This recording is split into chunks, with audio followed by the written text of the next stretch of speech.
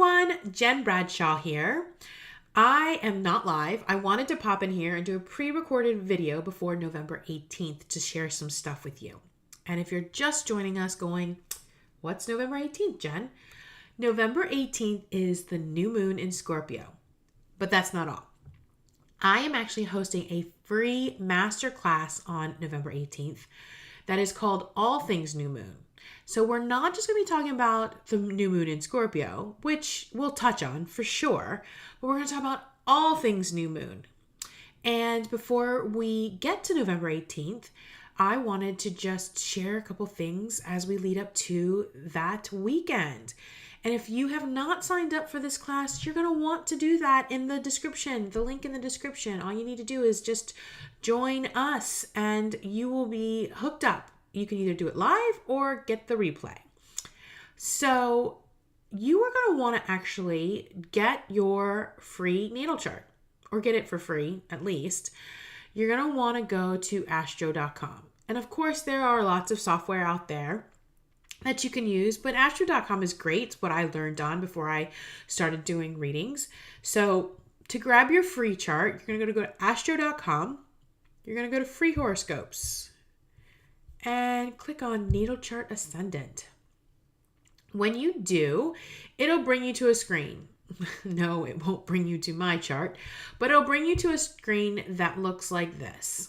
This is where you're going to enter all your information. So you're going to put your name, your last name, male or female, or an event. That's a whole different ball of wax in astrology.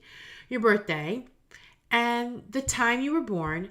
Now, if you don't know what time you were born, you can put unknown or you can put 12 p.m., whichever.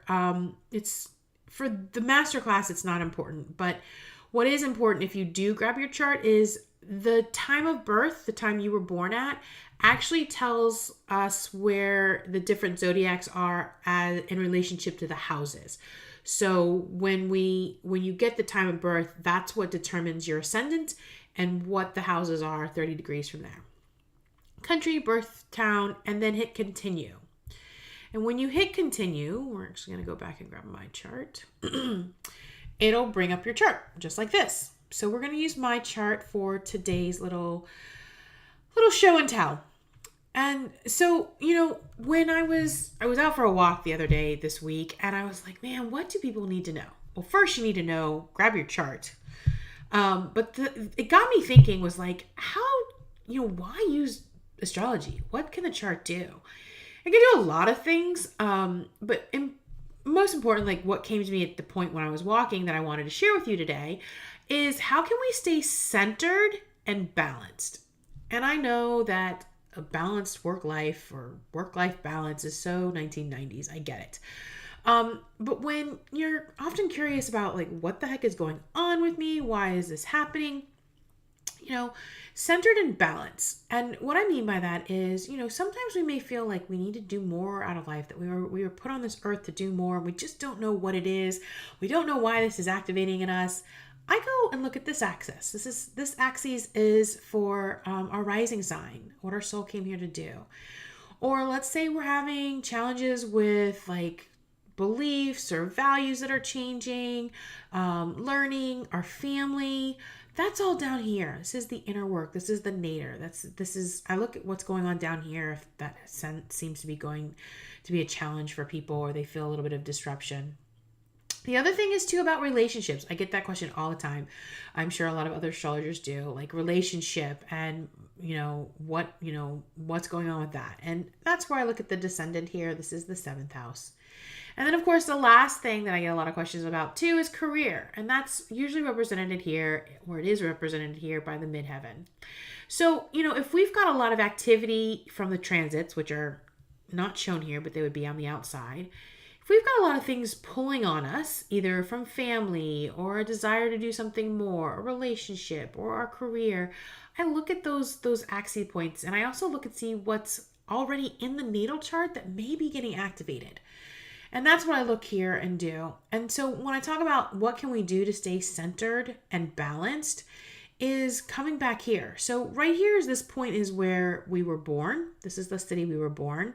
And at the time of birth, the astrologer went out and looked what was on the eastern horizon. And for my chart, you can see here, it was like a sliver of Leo was on the eastern horizon. And then 30 degrees from each point is how the houses are laid out. Now, we won't be going over that in the class, and just so you know, but I just wanted to share that with you in case you were curious, like how are the houses determined? They're determined by the time of birth.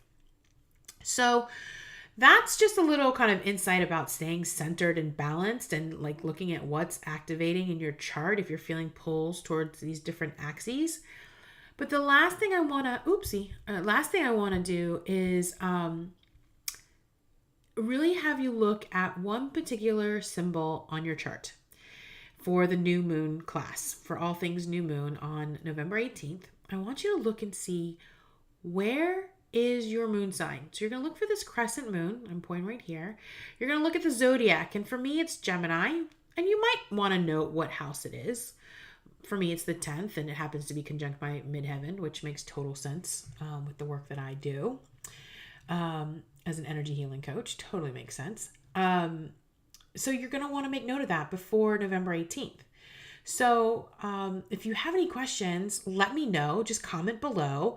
Or if you want to share with me what zodiac sign your moon is in, I would love to know. And if you know the element too, you can share that as well. You can share what house it's in too. I'd love to know if you're playing along and you're discovering where your moon sign is, because that is what we're going to be talking about. And I realize that a lot of us read our horoscopes, which are based on our sun sign, but for our masterclass, we're going to be talking about what your moon sign is. So you're going to want to find out what that is and all things new moon. So November 18th, if you're not registered, make sure you click that link above. And if you have any questions, let me know. And then comment below and let me know where your moon is, the house, the sign, the element. Just let me know. All right? All right, you guys, I'll see you soon. Bye.